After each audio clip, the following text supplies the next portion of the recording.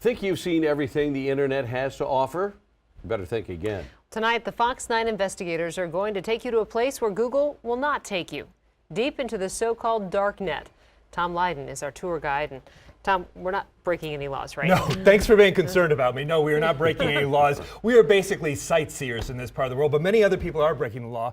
Most of what you're going to see, we're going to show you tonight, you won't be able to find on your own, at least not very easily. But in this hidden part of the internet, originally developed by the U.S. Navy, anything goes, and anything's for sale. Since the dawn of the internet, it's always been there, humming away in the shadows, lurking behind the silly cat videos, social media rants, and all that is indexed and searchable with Google or Yahoo. All that is only 16% of the knowable internet. It's like the tip of the iceberg. Below the surface is the so-called darknet. It's essentially the Wild West of the internet. Here you'll find a global village of hackers, scientists, and government black ops. I got to see when it was in its heyday, I guess. As well as a black market for drugs, guns, fake passports, even human trafficking. The criminals are very forward-leaning and very innovative in what they do.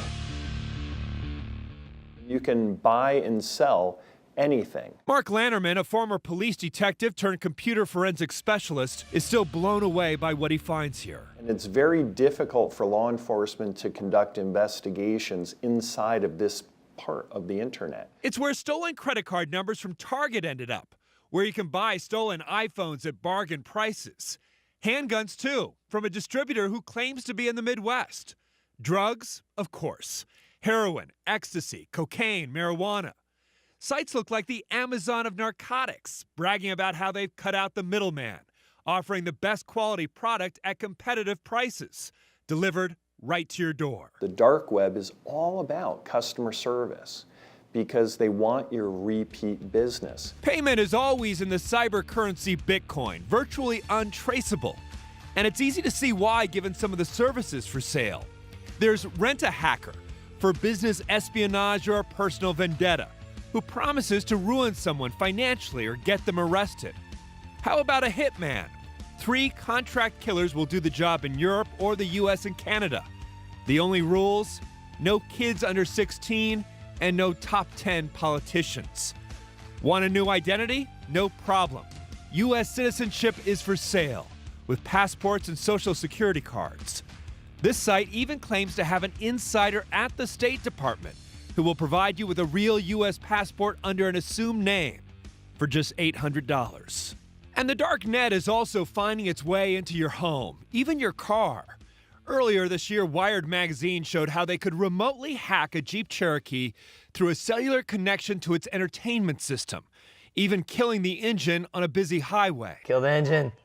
So we're killing the engine right now. I stomped on the gas, but the Jeep slowed to a crawl. Via the dark net, Lannerman showed us how a hacker can access your home video camera, or how it provides a back door into a San Francisco hospital's ventilation system, or even to 7,000 wind turbines through the Midwest, almost all of them without passwords that could be shut down in a click. If you, as the owner of those devices, can connect to them, then that means potentially an attacker can connect to them as well. The criminals know it's there, right? I mean, look, these guys are innovating as fast as we are. And Dr. Doug Mon is trying to catch them. He directs the Cybersecurity Division for the Department of Homeland Security. How close are we to being able to find that drug dealer who's on the dark net? It's a cat and mouse game, and we've found some. Even sites the Fox 9 investigators were looking at were eventually shut down. But unless you know where to look, it's like a needle in a field of haystacks, which is why you'll find an ISIS recruitment site here too, on the dark net. What are the implications of that for national security? Significant, and passports are one thing, but some of the other ones I think are just as important are human trafficking and the drugs, and that's a critical mission that we, the department, have. It's a growing market out there, and that's why we're so concerned.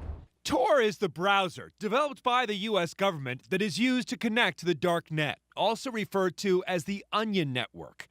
Tor operates through a network of thousands of encrypted relay servers all over the planet, each relay independently and simultaneously decrypting part of the message, making it virtually impossible to trace. How anonymous is Tor? Depends on secure against whom. U of M computer science professor Nicholas Hopper is trying to discover just how anonymous the anonymous Tor network may be. The research that I do is in understanding how to help people browse the web in ways that prevents them from being tracked and their data from being collected and used in ways that they wouldn't want it to be used. Professor Hopper's research, which is hideously complicated, is funded in part by the National Science Foundation, the NSF.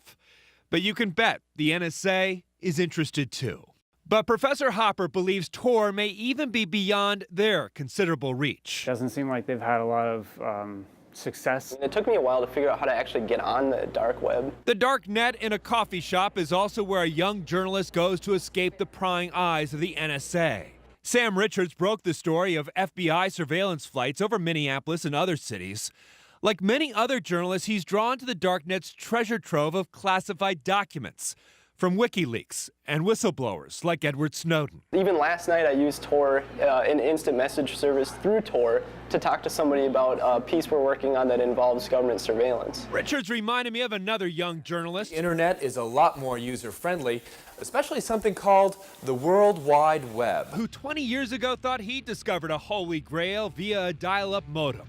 And the darknet, with its crude graphics and slow speed, can sometimes remind you of the early days of the internet. And yet, even the darknet may not remain the last frontier for very long. Facebook actually runs a Tor hidden service, so it's Facebook is on the dark web. I didn't know that. Yeah. No, but it's really there, and we should point out Facebook is on the darknet, not because it's involved in anything illegal, but because many of its users want to remain anonymous, even from Facebook. An estimated 2.5 million people on the World Wide Web are now using the Tor network every single day, 2.5 million worldwide. The nefarious activity, though, the drugs, the guns, the hitmen, that is supposed to be only a small fraction of that traffic. No one knows exactly how much, but it is a number many believe is growing, and growing exponentially. For the Fox 9 investigators, I'm Tom Lydon.